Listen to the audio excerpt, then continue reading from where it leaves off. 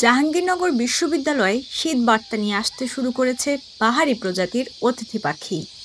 শীত মৌসুম শুরু হলেই ক্যাম্পাসের লেকে এসব ভিনদেশি পাখিদের আনাগোনা শুরু হয়।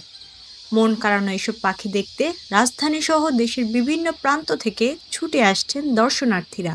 বেবিকে নিয়ে আসলাম একটু পাখি দেখার জন্য, কিন্তু আগের মতো আসলে পাখি নেই।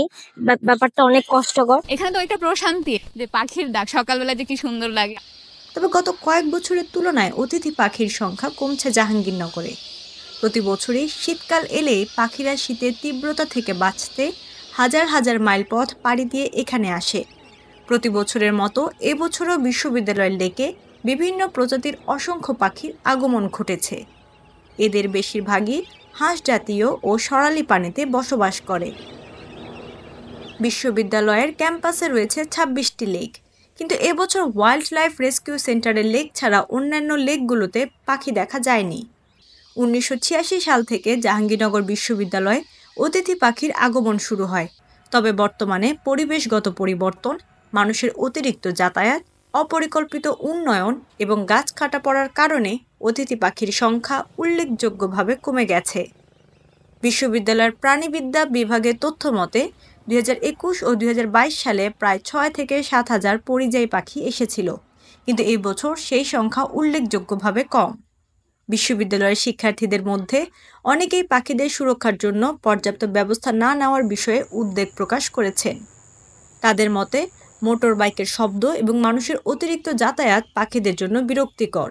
অতিরিক্ত মানুষের কারণে দেখা যাচ্ছে এখানে অনেক রকম ডিস্টারবেন্স ক্রিয়েট হচ্ছে। Double million offer, Walton fridge কিনে পেতে পারেন ২০ লক্ষ টাকা, রয়েছে কোটি কোটি টাকার নিশ্চিত উপহার। নয়েজ পলিউশন হচ্ছে এবং ধুলোর পরিমাণটাও কিন্তু অনেক বেশি। সবকিছু মিলে বর্তমানে ক্যাম্পাসে পাখি খুবই। বিশ্ববিদ্যালয়ের প্রাণীবিদ্যা বিভাগের অধ্যাপক ডক্টর কামরুল হাসান বলেন, পাখিদের আগমন কমেছে, তবে কিছু পাখি এখনো আসতে শুরু করেছে।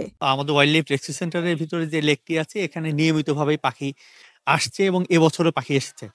তো আমরা ওই লেকটি যদি ম্যানেজ করতে পারি, তাহলে আমরা অন্য লেকগুলো কেন পারবো না? আমরা সঠিক সময় যদি লেকগুলো পরিষ্কার করি, পাখির জন্য বসার উপযুক্ত ব্যবস্থা করে দেই, তাহলে নিশ্চয়ই পাখি ওয়াইল্ড লাইফ রেস্কিউ সেন্টারের লেকের মতো এই লেকগুলোতেও বসতে পারে। জাহাঙ্গীরনগর বিশ্ববিদ্যালয়ের নতুন উপাচার্য অধ্যাপক ডক্টর মোহাম্মদ কামরুল হাসান জানিয়েছেন, ওয়াইল্ড লাইফ রেস্কিউ সেন্টারে এবারও পর্যাপ্ত পাখি এসেছে, তবে দর্শনার্থীদের জন্য কিছু নিষেধাজ্ঞা থাকায় তারা মনে করছেন ক্যাম্পাসে পাখি আসেনি। ওর পাশে যে লেকগুলো রয়েছে সেখানে পর্যাপ্ত অতিথি পাখি এসেছে, কিন্তু সেখানে সাধারণের অ্যাক্সেস নেই বিধায় যারা এখানে দর্শনার্থী আসেন তাদের ধারণা অতিথি পাখি আসেনি। বিগত কয়েক বছর যাবৎ আমাদের এখানে অতিথি পাখি লেক নির্বাচনের ক্ষেত্রে একটা আচরণগত পরিবর্তন লক্ষ্য করেছে।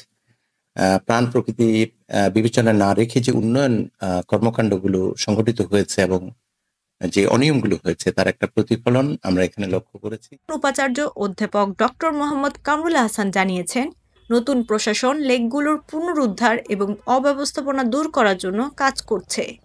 বিশ্ববিদ্যালয়ের ক্যাম্পাসের পরিবেশ, পাখিদের সুরক্ষা এবং উপযুক্ত আবাসস্থল নিশ্চিত করতে আরও সচেতনতা এবং কার্যকর পদক্ষেপ নেওয়ার আহ্বান জানিয়েছেন বিশেষজ্ঞরা।